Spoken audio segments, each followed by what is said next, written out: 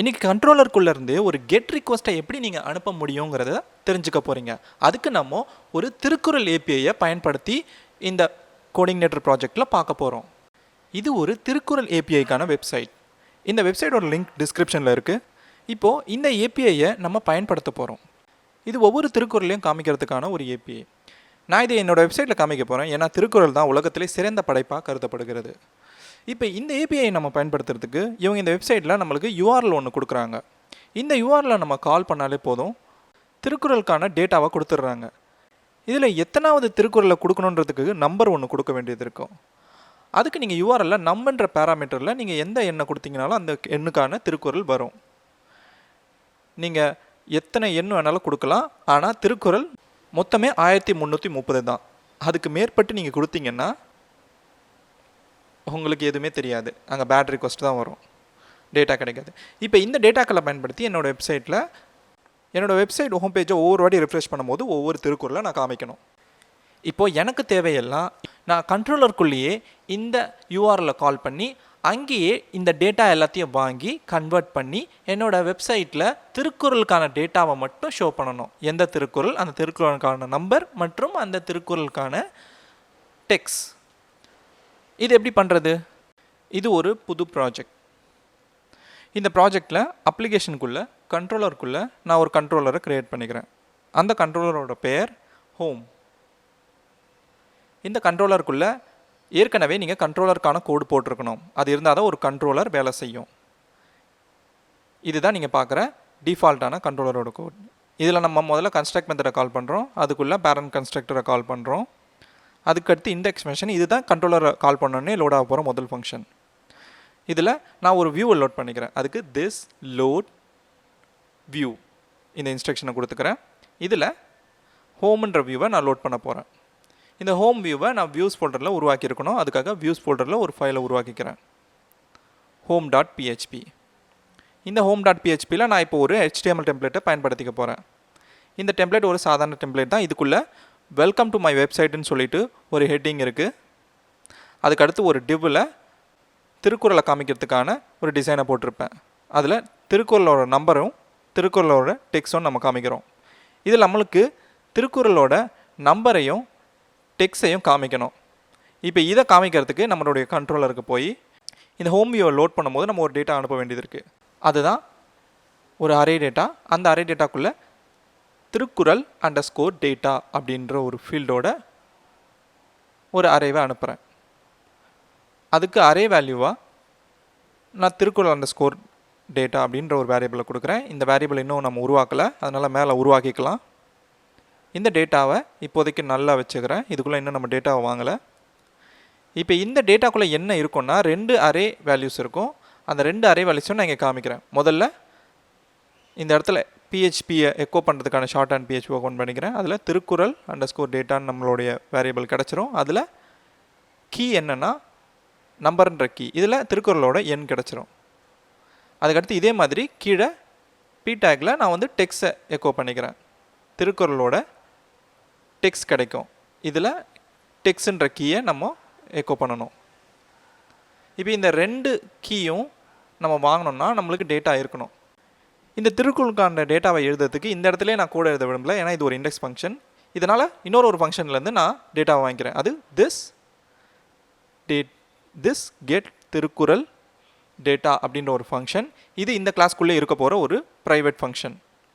அதனால் கீழே ப்ரைவேட்டுன்ற அக்சஸ் ஸ்பெசிஃபையரில் ஒரு ஃபங்க்ஷனை உருவாக்கிக்கிறேன். அது கெட் திருக்குறள் டேட்டா. இதில் ப்ரைவேட் கீவேர்டுன்றது ஒரு அக்சஸ் ஸ்பெசிஃபையர். இந்த அக்சஸ் ஸ்பெசிஃபையரில் நம்ம எந்த ஃபங்க்ஷனை உருவாக்கினாலுமே இந்த கிளாஸுக்குள்ளேயே தான் அதை பயன்படுத்திக்க முடியும். வேறு எந்த கிளாஸுக்கும் அது கிடைக்காது.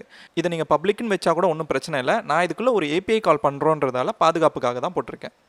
இந்த ஃபங்க்ஷனுக்குள்ளே யூஆர்எல்ன்ற ஒரு வேரியபிளை முதல்ல உருவாக்கிக்கிறோம். இதுக்குள்ளே நம்ம ஒரு யூஆர்எல்கான ஸ்ட்ரிங்கை கொடுக்கணும். இந்த வெப்சைட்டில் நம்ம பயன்படுத்த போகிற யூஆர்எல்லை காப்பி பண்ணிக்கிட்டு இங்கே நான் பேஸ்ட் பண்ணிக்கிறேன். இப்போ இந்த யூஆர்எல் வச்சு தான் நம்ம ஒரு ஏபிஐ கால் நடத்த போகிறோம். இதில் நம்புன்ற பேராமீட்டரை நம்ம ரேண்டமாக மாற்ற போகிறோம். அதுக்கு நம்புன்ற ஒரு வேரியபிளை மேலே உருவாக்கிக்கிறேன். அதுக்கு ரேண்டுன்ற ஃபங்க்ஷன் பிஹெச்பியில் இருக்குது. அது ரேண்டமாக எந்த நம்பர் வேணாலும் கொடுக்கும். நம்ம வந்து ஒரு ரேஞ்சுக்குள்ளே கொடுக்க போகிறோம். அதாவது 1லேருந்து 330க்குள்ளே தான் நம்பர் கொடுக்கணும். ஏன்னா அதுக்குள்ளே தான் திருக்குறள் இருக்குது. அதனால் நம்புன்ற வேரியபிளை இந்த ஸ்ட்ரிங்குக்கு கார்டினேட் பண்ணிக்கிறேன். இப்போது ஒவ்வொரு ரிஃப்ரெஷுக்கும் ஒவ்வொரு திருக்குறள் வந்துக்கிட்டே இருக்கும். ஏன்னா நம் வேரியபிள் 1லேருந்து 330க்குள்ளே ரேண்டமாக ஏதாவது ஒரு வேல்யூ கொடுக்கும். அடுத்து இதில் கேர்ள்ன்ற ஒரு வேரியபிள் உருவாக்கிக்கிறோம். அதுக்குள்ளே கேர்ள் அண்டர்ஸ்கோர் இனிட்ன்ற ஒரு PHP ஃபங்க்ஷனை பயன்படுத்த போகிறோம்.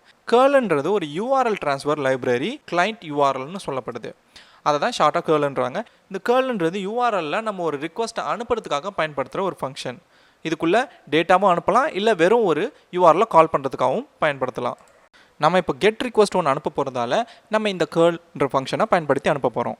இந்த கேர்ள் அண்டர்ஸ்கோர் இனிட் ஃபங்க்ஷனை கால் பண்ண உடனே உங்களுக்கு ஒரு ஆப்ஜெக்ட் இந்த கேர்ள் URLக்கு கிடச்சிரும்.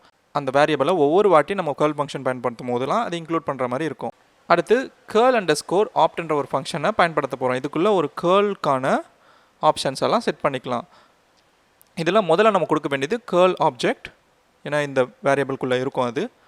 அதுக்கு அடுத்து ரெண்டாவது பேராமீட்டராக நம்ம கொடுக்க வேண்டியது என்ன ஆப்ஷனை செட் பண்ண போகிறோம். அது ஒரு கான்ஸ்டண்ட்டாக இருக்கணும். அதனால் கேர்ள் ஆப்ட் அண்டர்ஸ்கோர் ரிட்டர்ன் ட்ரான்ஸ்ஃபர்ன்ற இந்த கான்ஸ்டன்ட். இந்த கான்ஸ்டண்ட்டை பயன்படுத்தும் போது நம்மளுக்கு ஒரு ரிக்வஸ்ட் அனுப்பும் போது டேட்டாவை ரிட்டர்ன் பண்ணணும் அப்படின்னு சொல்கிறோம். அதுக்கு ஒரு வேல்யூவும் செட் பண்ணிக்கணும். அதுதான் 1ங்கிறது ட்ரூன்னு அர்த்தம். அடுத்து மறுபடியும் கேர்ள் அண்டர்ஸ்கோர் செட் ஆப்ட்ன்ற இந்த ஃபங்க்ஷனை பயன்படுத்துகிறோம். இப்போ இந்த தடவை வேறு ஒரு ஆப்ஷனை நம்ம இந்த கேர்ள் ரிக்வஸ்ட்டில் அனுப்ப போகிறோம். அதுக்கு முதல்ல கேர்ள் வேரியபிளை பயன்படுத்திக்கிறோம். அடுத்த ரெண்டாவதாக நம்ம கொடுக்குறது ஒரு ஆப்ஷன். என்ன ஆப்ஷன்னா கேர்ள் ஆப்ட் அண்டர்ஸ்கோர் URL. இந்த கான்ஸ்டன்ட் நம்மளுக்கு ஒரு URLை இந்த கேர்ள் ஆப்ஜெக்டோட செட் பண்ணணும்னு அர்த்தம். அப்படின்னா நம்ம கொடுக்க போகிற URL என்னென்னா மேலே இருக்கிற அந்த URL தான். அந்த URL வேரியபிளை இங்கே கடைசியாக கொடுத்துக்கிறேன், மூணாவது பேராமீட்டரை. இப்போது அடுத்ததாக ரிசல்ட் தான் நம்ம எதிர்பார்க்க போகிறோம். அதாவது இந்த URL ட்ரான்ஸ்ஃபர் ஆன பிறகு நம்மளுக்கு கிடைக்கக்கூடிய டேட்டா. இதுக்கு கேர்ள் அண்டர்ஸ்கோர் எக்ஸிக் அப்படின்ற ஒரு ஃபங்க்ஷனை பயன்படுத்திக்கிறோம். இதுக்குள்ளே நம்ம கேர்ள்கான ஆப்ஜெக்ட் கொடுக்கணும். அதனால் அந்த வேரியபிளை கொடுத்துக்கிறேன். இந்த கேர்ள் அண்டர்ஸ்கோர் எக்ஸிக்ன்ற ஃபங்க்ஷன் நம்மளுக்கு ஒரு கேர்ள் ரிக்வஸ்ட்டை முடிச்சிடும்.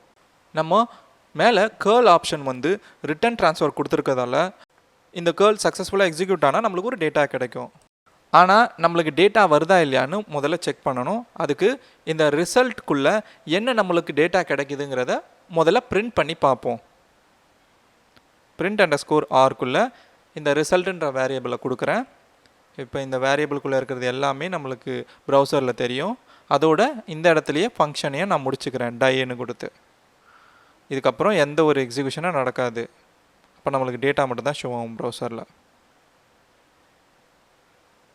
இப்போ பார்த்தீங்கன்னா நம்மளுக்கு சம்மந்தமே இல்லாமல் பேஜ் நாட் ஃபவுண்டுன்ற இந்த ஒரு பேஜ் எரர் வந்திருக்கு. இது நம்மளுடைய கான்செப்டில் இல்லாத ஒரு விஷயம். இது எப்படி வந்ததுன்னா நம்ம இந்த இடத்துல தவறான APIக்கான URL பயன்படுத்தியிருக்கோம். இது பயன்பாட்டில் இல்லாத ஒரு URLன்னு ரெட்டில் கொடுத்துருக்காங்க. நம்மளுக்கு இதுதான் சரியான URL ப்ளூவில் இருக்கிறது. இப்போது நம்ம பயன்பாட்டில் இல்லாத ஒரு URL கால் பண்ணும் போது அது இந்த மாதிரி ஒரு பேஜை தான் அது கால் பண்ணும். இப்போ உதாரணத்துக்கு இந்த URL தவறான URL நான் கால் பண்ணும் போது எனக்கு இந்த பேஜ் தான் வரும். அதை தான் வந்து நம்மளுக்கு கேர்ள் ரிக்வஸ்ட் பண்ணி அந்த டேட்டாவை நம்ம பிரிண்ட் பண்ணியிருக்கோம். அதனால தான் அந்த பேஜ் நாட் ஃபவுண்டுன்ற பேஜ் நம்மளுக்கு டிஸ்பிளே ஆகுது. இப்போ இந்த சரியான URL காப்பி பண்ணி நம்ம ரீப்ளேஸ் பண்ணிக்கலாம்.